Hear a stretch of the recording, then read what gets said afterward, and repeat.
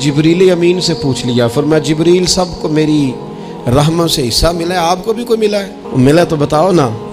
तो हज़रत जिब्रील अर्ज़ करने लगे, हुजूर बिल्कुल मिला है। कहा किस तरह?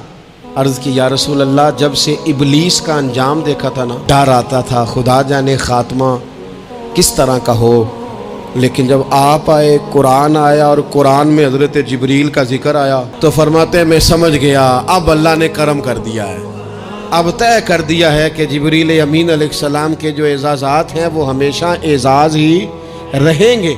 नबी पाक की रहमत से हर शख्स को हिस्सा मिला, हर एक की किस्मत में हुजूर ने इज्जत लिखी। कहा बाप राजी हो गया तो रब राजी हो गया। फरमाया माँ के कदमों के नीचे जन्नत, बहनों की बेटियों की परवरिश जो करके आएगा मेरे साथ जुड़ के उंगलियों की तरह जन्नत में जाएगा।